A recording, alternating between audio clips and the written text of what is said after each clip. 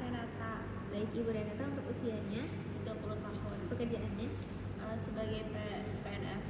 Alamatnya Di Jalan JBS. Ibu statusnya sudah menikah, kemarin barusan melahirkannya kan? Iya. Baik, Ibu apakah ada kartu kontrolnya? Baik, jadi Ibu selanjutnya saya akan melakukan pemeriksaan yang bertujuan untuk memeriksa kondisi Ibu setelah persalinan dengan mengevaluasi dari kepala sampai kaki dan menilai kondisi bayinya juga. Apakah Ibu bersedia? Bersedia. Baik, Ibu bisa berbaring ke bed pemeriksaan dengan terletak.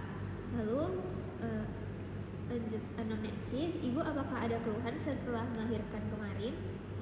Nggak ada sih dok. Baik. Saya mau periksa aja. Oh baik, berarti untuk kondisinya saat ini baik ya Ibu. Pernah ada demam atau pendarahan keputihan seperti itu? Tidak. Baik, ASI-nya lancar? Lancar. Baik, untuk anaknya juga kondisinya baik? Baik. Mau menyusui? Mau. Baik, baik Ibu, selanjutnya akan saya lanjutkan dengan pemeriksaan fisik. Akan cuci tangan 6 langkah sesuai standar WHO. Pakai hand sanitizer nggak atau cuci tangan? Cuci tangan. Cuci tangan pakai hand squat. Untuk apa ini? Jujur, Bapak pakai hand squat. Kita nggak berarti ya, cuci tangan aja ya. Kalau di video sih nggak apa-apa. Gitu ya, kita cuci tangan aja ya guys. Baik, pertama saya akan menilai dari kesadarannya. Pasien tampak kompos medis, tidak ada penurunan kesadaran. Keadaan umumnya pasien tampak sehat dan baik. Lalu untuk penampilannya rapi dan bersih.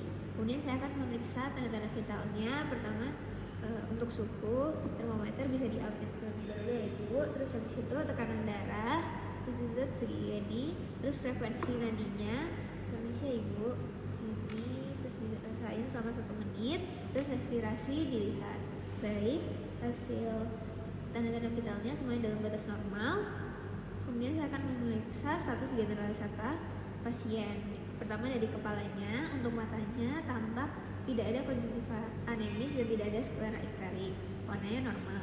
Untuk hidungnya tidak tampak ada luka ataupun deformitas. Untuk bibirnya tampak baik, lembab, tidak ada lukanya. Terus untuk leher simetris kanan dan kiri. Saya akan memeriksa dari tiroidnya. Permisi ya Ibu. Baik, Ibu apakah bisa menelan? Bisa. Baik, tidak ada pembesaran dari tiroidnya bisa ikut bergerak saat pasien menelan. Lalu untuk JVP-nya saya akan melihat dan meraba, baik, tidak temuan ada peningkatan pada vena jugularisnya. Kemudian saya akan memeriksa dari toraksnya untuk memeriksa pulmo dan kornea. Pertama akan saya dengarkan dengan stetoskop. Baik, untuk paru-parunya terdengar suara dasar vesikuler tanpa ada suara tambahan. Lalu untuk jantungnya saya dengarkan di 4 katup, aorta, pulmo, trikospit, sama mitral. Baik, dari pemeriksaan jantung terdengar ada BJ1 dan BJ2 yang terdengar normal, tidak ada bunyi jantung tambahan. Kemudian saya akan memeriksa untuk ekstremitasnya, yaitu di kaki atau tungkai. Akan saya tekan, lalu saya lepaskan. Baik, tidak ada beating edem dan tidak temuan ada pembengkakan. Lalu untuk pada kakinya juga saya nilai apakah ada tromboflebitis dan varises. Tidak temuan ada tromboflebitis dan varises. Kemudian harusnya kayak gimana kalau ada trombolitis atau varises? Kalau tromboflebitis itu nanti kayak pembuluh darahnya merah dan kayak melebar gitu. Kalau varises kan ya kayak varises yang kayak aja. venanya kecetak gitu. Ya. Terus kemudian akan saya lanjutkan dengan pemeriksaan payudara. Ibu bisa membuka pakaian bagian atasnya. Lalu pertama diinspeksi terlebih dahulu, simetris kanan dan kiri. Lalu tidak temuan ada mas abnormal, tidak ada lesi kulit dan deformitas. Kemudian akan dipalpasi. Palpasinya kayak biasa aja. Baik, apakah ada nyeri?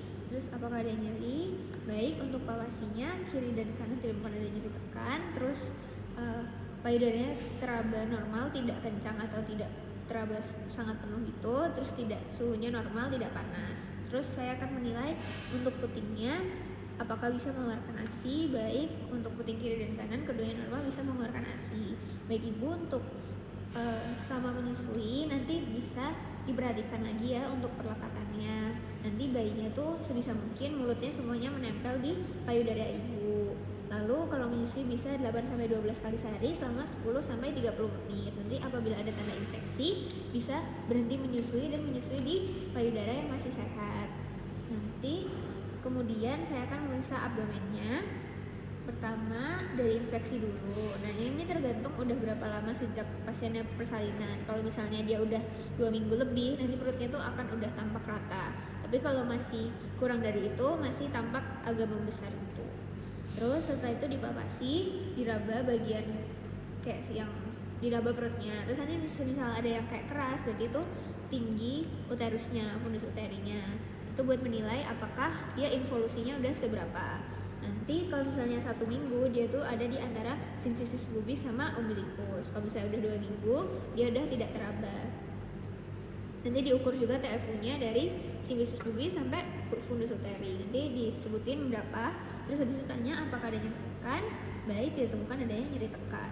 Terus habis itu kalau misalnya pasiennya sesar, diperiksa untuk luka bekas jahitannya tadi. Kalau diperban, nanti perbannya itu dibuka. Terus habis itu dinilai apakah ada cairan yang keluar, terus apakah ada darah, terus jahitannya dia tuh terbuka apa aposisi atau dia masih baik. Terus nanti interpretasinya baik untuk luka jahitannya sudah mulai menutup dan baik. Terus habis itu dibersihin, diperban lagi. Terus habis itu memeriksa apakah kandung kemihnya kosong, nanti dipapasi di bagian kandung kemihnya, terus ditekan. Ibu apakah ada rasa ingin berkemih? Baik, berarti kalau misalnya nggak ada, kandung kemihnya kosong. Kemudian nanti pas pasiennya disuruh posisi litotomi. Nah, saat litotomi itu diperiksa apakah ada pendarahan pervaginam. Kalau misalnya ada, dia tuh berlebih atau enggak, terus disebutin warnanya bagaimana. Terus untuk episiotomi disebutin, kalau misalnya baik disebutin, kalau misalnya luka jahitan episiotomi tampak baik, rapi, dan tidak ada pembengkakan maupun pendarahan. Terus habis itu dicek kebersihan perineumnya, kebersihannya baik atau kurang. Terus dicek lokia yang keluar itu gimana warnanya, baunya, konsistensi, sama jumlahnya. Kalau misalnya dia baru 1-4 hari pasca melahirkan, dia merah. Kalau udah 5-9 hari, dia merah agak kecoklatan. Kalau udah 10-14 hari, dia kuning. Terus cek di anusnya ada hemoroid atau enggak. Terus kalau misalnya ada hemoroid, dia tuh eksterna atau interna. Terus kalau eksterna, dia itu bisa dimasukkan atau dia udah nggak bisa dimasukkan. Terus habis itu udah selesai, baik ibu kalau misalnya udah selesai, ibu bisa memakai pakaian ibu kembali. Saya akan mencuci tangan terlebih dahulu. Terus habis itu udah cuci tangan, ini pemeriksaan proses laktasinya. Nanti ibunya disuruh ragain aja, ibu selama menyusui bayinya posisinya bagaimana ya. Terus habis itu ditanyain ibu perlekatannya saat menyusui apakah udah benar atau belum. Terus misal belum benar, nanti bisa diedukasi untuk posisinya tuh. Pertama ada yang cradle hold, cross cradle hold, terus habis itu football, sama yang tiduran itu. Terus habis itu buat perlekatannya juga diedukasi yang benar tuh gimana. Terus habis itu baik ibu untuk pemeriksaan sudah selesai. Nanti setelah dari sini akan saya usulkan untuk pemeriksaan laboratorium hemoglobin dan hematokrit untuk menilai kondisi ibu. Apakah ada yang ditanyakan lagi?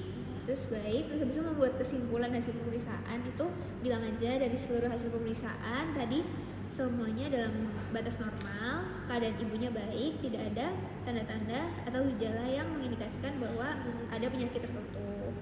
Terus untuk advice dan edukasinya itu nanti bisa dijelasin aja terkait kebersihan di bagian bawahnya setelah persalinan, terus harus rajin dibersihkan. Kalau misalnya dibersihkan tuh pakai sabun. Terus habis itu untuk menyusuinya yang benar. Terus habis itu kayak jaga kesehatan gitu aja. Terus untuk rencana selanjutnya nanti bilang aja untuk kontrol sesuai jadwal. Terus tanya apa ada yang ingin ditanyakan lagi, nggak ada, terus ditutup, cuci tangan. Terus habis itu bilang aja saya akan mencatat semua hasil dan kesimpulan dari pasien. Terus udah kasih ke paramedis. Tapi itu apakah benar harus mencatat atau tidak? Aku sih kayak ngomong aja. Cuman itu aja. Apa? Dan tulis. Ibaratnya kayak mencatat tuh buat arsip ininya kan, buat arsip pemeriksaannya. Oke. Sudah. Udah aman? Oke.